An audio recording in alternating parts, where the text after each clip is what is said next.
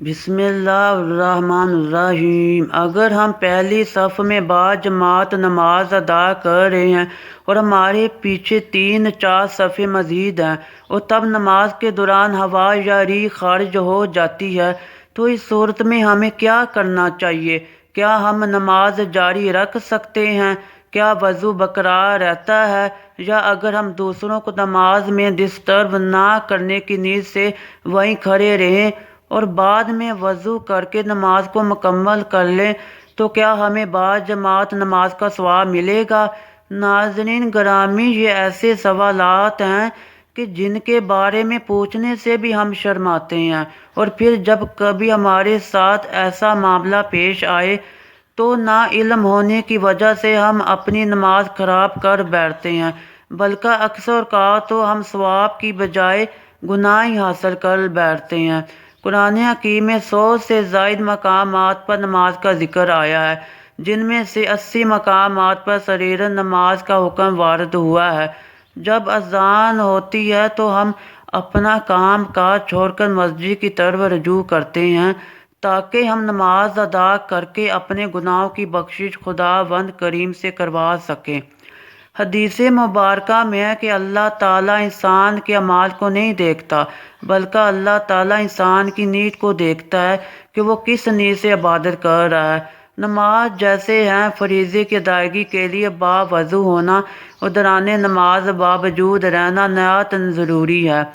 اس لیے ہم وضو کر کے مسجد میں نماز ادا کرنے جاتے ہیں، کیونکہ وضو کے بغیر نماز ادا کرنا ثواب کی بجائے گناہ کے زمرے میں آتا ہے۔ اس لیے ہم جب بھی مسجد میں داخل ہوتے ہیں تو باوضو جاتے ہیں۔ نماز کے لیے ضروری ہے کہ ہم جس جگہ میں نماز ادا کر رہے ہوں تو اس جگہ کا پاک صاف ہونا ضروری ہے، وہاں روشنی ہونی چاہیے۔ اندھیرے میں نماز ادا کرنا جائز نہیں ہے۔ ہمارا جسم اور کپڑوں کا پاک ہونا بھی ضروری ہے۔ نماز کو ادا کرتے ہوئے بھی ہمارا وضو برقرار رہنا ضروری ہے۔ اگر نماز کے دوران ہوا خارج ہو جائے یا جسم کے کسی حصے سے خون بہہ جائے تو ایسی صورت میں ہمیں کیا لازمہ عمل ہونا چاہیے؟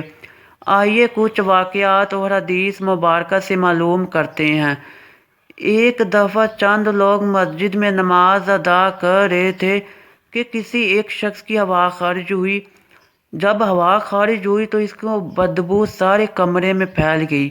جو لوگ نماز ادا کر رہے تھے سب کو معلوم پڑ گیا کہ ہم میں سے کسی نہ کسی بندے کا وضو ٹوٹ چکا ہے۔ پھر چند بندوں میں سے کسی نے یہ محسوس نہ ہونے دیا کہ کس کا وضو ٹوٹا ہے۔ اس نے شرم کے مارے نماز نہ توڑی، بلکہ نماز کو جاری رکھا۔ اس کا پردہ رکھنے کے لیے یہ چاہیے تھا کہ وہاں جو 2-4 لوگ نماز ادا کر رہے تھے وہ سارے وضو کر کے دوبارہ نماز ادا کرتے، تاکہ اس بندے کو شرمندگی نہ ہوتی اور نماز کو پھر سے ادا کیا جاتا۔ پھر نمازیوں نے ایسا نہ کیا۔ ہمارے دین اسلام میں بھی حکم ہے کہ کسی کے پردے کو ظاہر نہ کیا جائے جس سے اس کی دل آزاری ہو، لیکن یہاں سوال دل آزاری کا نہیں ہے۔ جیسا کہ حضرت علی تلق رضی اللہ تعالیٰ عنہ سے روایات ہے کہ حضور نبی کریم صلی اللہ علیہ وآلہ وسلم نے فرمایا، جب تم میں سے کسی کی نماز کے دوران ہوا خارج ہو جائے تو چھوڑ کے چلا جائے اور وضو کر کے دوبارہ نماز پڑھے۔ اس حدیث مبارکہ سے معلوم ہوا کہ نماز میں وضو ٹوٹ جانے کی صورت میں اپنی جگہ پر کھڑے رہنے کی اجازت نہیں ہے، بلکہ وضو کر کے دوبارہ نماز میں شامل ہونے کی ترغیب دی گئی ہے۔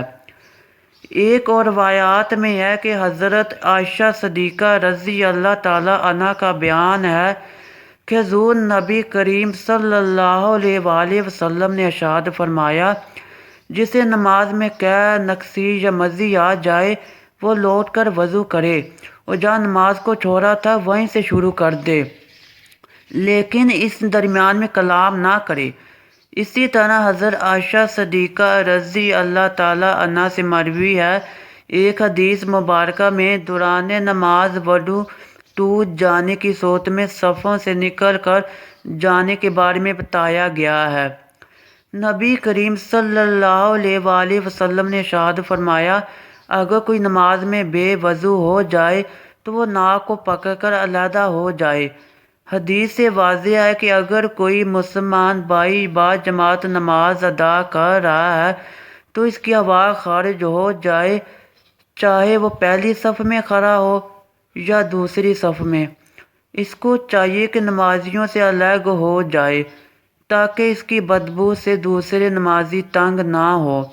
وہ دوبارہ وضو کر کے جماعت میں شامل ہو جائے، اور اگر کوئی رکعت رہ جائے تو اس سے بعد میں مکمل کر لے۔ بعض اوقات نماز کو وہم سا ہونے لگتا ہے کہ اس کی ہوا خارج ہوئی ہے، حالانکہ کچھ بھی خارج نہیں ہوتا۔ یہ شیطانی وسوسہ ہوتا ہے جو انسان کی نماز خراب کرنے اور اس میں عدم خشوع کے لیے پیدا کرتا ہے۔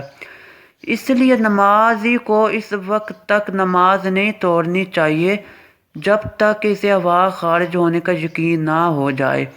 عباد بن تمیم اپنے چچا سے بیان کرتے ہیں کہ ایک شخص رسول کریم صلی اللہ علیہ وآلہ وسلم کے سامنے شکایت کی کہ اسے نماز میں خیال سا آتا ہے کہ اس کی آواز خارج ہوئی ہے، تو رسول کریم صلی اللہ علیہ وآلہ وسلم نے فرمایا، وہ نماز اس وقت تک نہ نکلے یا نماز اس وقت تک مت توڑے جب تک وہ ہوا خارج کی آواز نہ سنے یا اس کی بدبو نہ پائے۔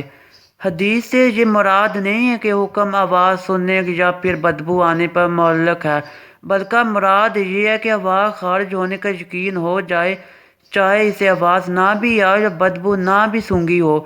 دین اسلام میں یہ حکم کسی جگہ بھی موجود نہیں کہ اگر نماز کے دوران آپ کی آواز خارج ہو جائے تو آپ اپنی نماز کو جاری رکھیں۔ اگر آپ ایسا کرتے ہیں تو آپ ثواب کی بجائے گناہ کو حاصل کر رہے ہوتے ہیں۔ نبی کریم صلی اللہ علیہ وآلہ وسلم کی حدیث پاک سے ظاہر ہے کہ اگر نماز کے دوران آپ کی آواز خارج ہو جائے پھر آپ شرم کے مارے کسی کو یہ ظاہر ہونا نہیں چاہتے تو ایسی حالت میں اپنے ناک پر ہاتھ رکھ کر نمازیوں سے پیچھے ہو جائیں کہ میرے ناک سے خون بہہ رہا ہے۔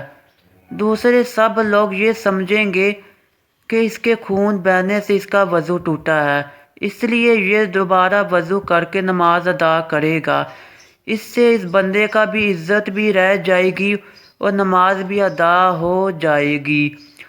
میرے پیارے بھائیوں، ناک سے خون بہنے، ہوا خارج ہونے، قے آنے، یہ سب صورت میں وضو ٹوٹ جاتا ہے۔ اگر ایسا ہو تو نمازی کو دوبارہ سے وضو کر کے جماعت کے ساتھ ملنا چاہیے۔ جو رکعت باقی رہ جائے اس کو بعد میں ادا کرنا چاہیے۔ کچھ لوگوں کو یہ بیماری ہوتی ہے کہ ان کی بار بار ہوا خارج ہوتی ہے، ان کے ناک یا جسم کے کسی حصے سے خون بہتا رہتا ہے۔ شوگر کی وجہ سے پیشاب کے قطرے مسلسل گرتے رہتے ہیں، تو ان لوگوں کے لیے حکم ہے کہ وہ ہر نماز سے پہلے تازہ وضو کر کے نماز ادا کرے۔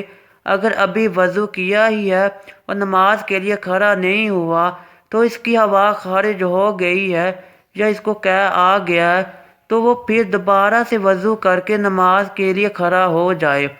اگر وہ ایسا نہیں کرتا تو اس کی نماز قبول نہیں ہوگی۔ یہ بھی یاد رہے کہ اگر اخراج ریح کا تقاضا ہو تو ریح کو بامشقت روک کر نماز مکمل کرنا مکروہ تحریمی ہے۔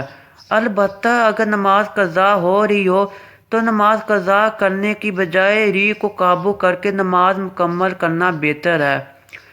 اللہ کریم سے دعا ہے کہ وہ ہمیں 5 وقت نماز باجماعت اہتمام کے ساتھ باوضو ادا کرنے کی توفیق عطا فرمائے۔